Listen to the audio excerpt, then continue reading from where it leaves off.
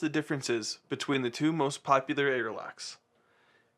The two-piece S Twin Bubble, or what I like to call the anti-siphon airlock.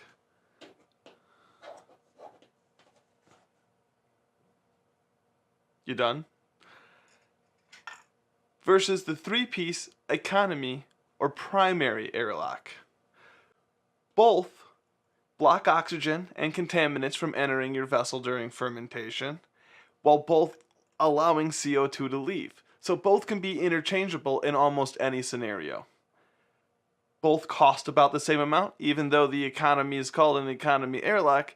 At most places, the price difference is about 10 to 20 cents. And both could be replaced by a balloon, though we only recommend that in extreme emergencies. Since most people are already familiar with this airlock, we're going to start with the S, or anti-siphon airlock. The pros here is that it's harder to break when it's made out of the softer plastic.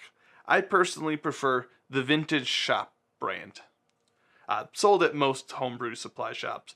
It's softer plastic, so if you were to step on it, something were to drop on it, it's more likely to survive. It's flexible, it's bendable. The top has tiny holes to allow CO2 to escape, but be mindful that they are large enough to allow just gnats be or mindful other that the small holes flies are in. large enough. That's a similar problem with the other airlock as well.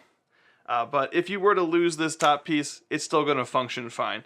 Other benefits is that it's a lot easier to check for positive and negative pressure because you have this nice loop right down here where you can clearly see whether the fermentation is creating a pushing or pulling force between the two chambers. This can be extremely handy in identifying what fermentation stage you're currently at. Another great benefit is that there's no parts to go missing. Like I said, it's got two pieces, but if you lose this, this still works fine. You just have more bugs that could get in there. Other pro is that it's got less chance for evaporation because of the smaller holes. So if you fill this with vodka or sanitized water, it's going to take a lot longer for it to evaporate out. And for its final pro is in the namesake, anti-siphon, meaning that when you fill to the max line, it can never suck the water up and around. This is a lot more important when doing secondary fermentation for a long time or bulk aging, more common in wine than it is for beer. More common in wine, mead making, and some ciders, versus beer, which rarely would require something like this. And for the negatives, it's only really got one big one. It's a pain to clean. So if you were to get a krausen up in there, if anything gets up inside, it's over. Throw it out, get a new one. It's near impossible to get anything in there to clean it. It's important to remember that your time isn't worthless. So at about $2 a piece, it's worth it to just throw it away sometimes versus trying to clean it. That wraps it up for the S airlock. Now let's move on to the more common economy airlock. This is going to be your bread and butter. If you don't know which airlock to use this one. It's going to be your baseline airlock. It's the one you hear more people talking about than the S airlocks. Usually you hear nothing but horror stories with that guy, whereas everyone talks about how great these are.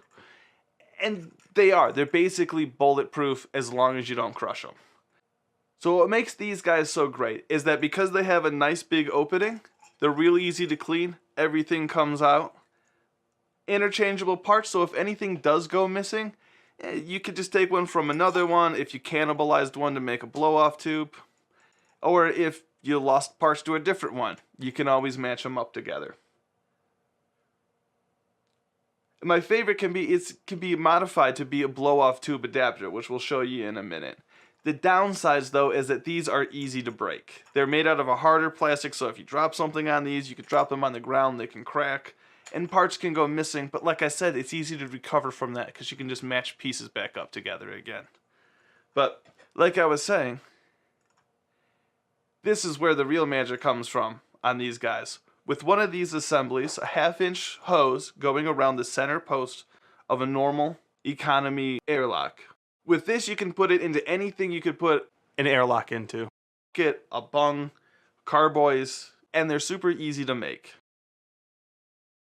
especially if you already have a broken airlock hanging around. Just take a small bit of 1/2-inch hosing. You may need to heat it up with some fire.